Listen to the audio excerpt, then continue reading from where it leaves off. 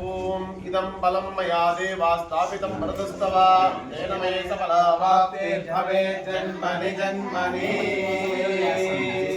శతమానం భవతి శతమానమితి శతమానం భవతి శతాయుః.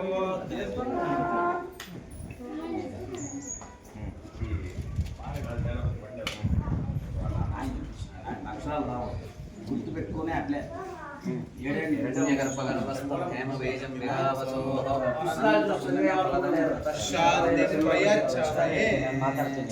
శతమానం భవతి శతమానమితి శతమానం భవతి శతాయుః శతాయుః పురుషః శతాయురితి శతాయుః పురుషస్యేంద్రియః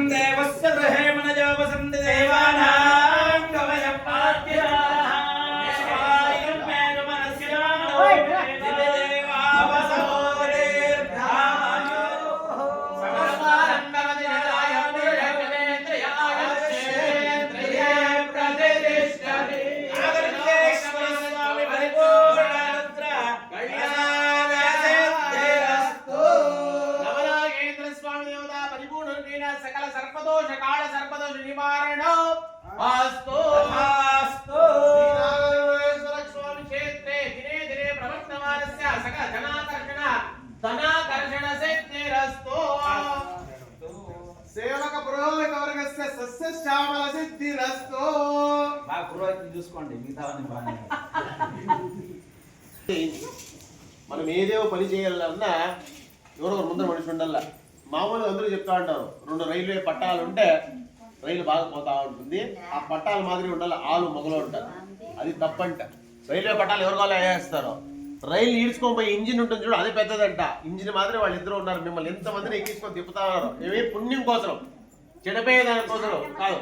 ఇప్పుడు అందరూ బయట వెళదాం రావడానికి పిలిచిన తక్షణమే సినిమా కావచ్చు, సీరియల్ కావచ్చు, పేరంటానం కావచ్చు, లేదంటే మనకి పెళ్ళైన తర్వాత ఉంటుంది కదా, దానికి అందరూ పరిగెత్తారనమాట. కానీ పూజకి రాండా ఏమని అంటే ఇంటికి ఎవరు వస్తారు? ఎలా స్వామి వాళ్ళకి వస్తే చాలు, పుణ్యం మాకేం అవసరం లేదు అనే కాదు, టైం లేక. ఆ వచ్చిపోతేనే అవుతుందంట. మనకెందుకు గుడి పోవాలా అంటే మనము పూర్వజన్మలో చేసిండే పాప కర్మాలు ఉంటాయి, అవి రోజు ఈ జన్మలో కరుగుతూ ఉంటాయి.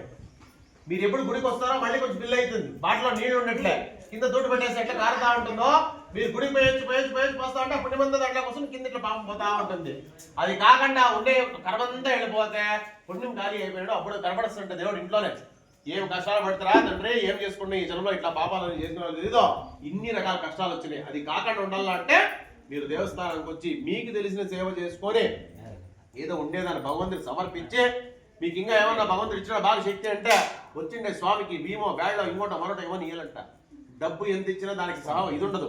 ఎన్ని లక్షలు ఎత్తుకోవచ్చు ఇక్కడ పోసినా కూడా తృప్తి అయ్యలే మనిషికి. అదే ఆహారం ఏమన్నా ఇచ్చేస్తే దాన్ని ఎంతకాలం అంతే మోసుకొని ఆయన పొద్దున్నే చెప్పారు, స్వామి టమాటాలు నేను పెరిగిస్తాను నీకు ఎత్తుకోబోదు అనేసి. నాకు ఎంత కావాలో అందిస్తుంది, అంతేగాని నాకు మోసే కాకుండా ఎక్కువ ఇచ్చేస్తే ఎత్తుకోబోలేను. కారు ఉండే ఉండొచ్చు కానీ ఎత్తుకోబోలేను అనమాట. అలాంటిది ఏమన్నా మీ దగ్గర ఉండే దానం చేస్తే వాళ్ళు ఎత్తుకోబోయి ఇంట్లో పెళ్ళ బిడ్డకి అంతా పెట్టి ఆ తిన్నప్పుడు అనుకుంటాడు ఎవరో చల్లగా ఉండే పరమాత్మ రైతులు ఇచ్చినారు. అట్లాంటివి కావాలంటే మన దగ్గర ఉండేది ఏమన్నా దాన ధర్మాలు చేసుకొని క్షేత్రం ఇంప్రూవ్మెంట్ అయ్యే అది చేయండి. ఇంకో సలహా నాకు, ఎందుకంటే మేము నిన్న వచ్చినప్పుడే ఈ దారి 2 సార్లు మిస్ అయినది. ముందరికి వెళ్ళిపోయి మళ్ళీ ఇట్లా వస్తే గుడి ఇక్కడ ఉండే తెలియదు అనమాట. అందుకే ఆ ముందర ఏదైనా ఒక హార్చ్ మాదిరి ఏర్పాటు చేసి, ఇన్ని రోజులు కూడా దేవుడికి పేరు లేదు. మీరు ఇష్టం వచ్చిన వాళ్ళు కోరేడు బాయ్ ఈశ్వరుడు అంటా ఉంటారు. మేము నిన్న కొత్తగా నామకరణం చేసినాం. మేము చేసిన ఆయన చెప్పించినాడు, నేను నాగలింగేశ్వరుణ్ణి అని. ఆ బోర్డు కూడా అక్కడే పెట్టేసి కింద బ్రాకెట్లో కావాలంటే కోనేటి లింగేశ్వర స్వామి ఇక్కడ ఉన్నాడు చెప్పండి. అట్ల పోయాలో ఇట్ల పోయాడు ఎవరో వచ్చి పోతాడు. నేను నెక్స్ట్ పూజకి వస్తే దాని పూజకే రావాలి.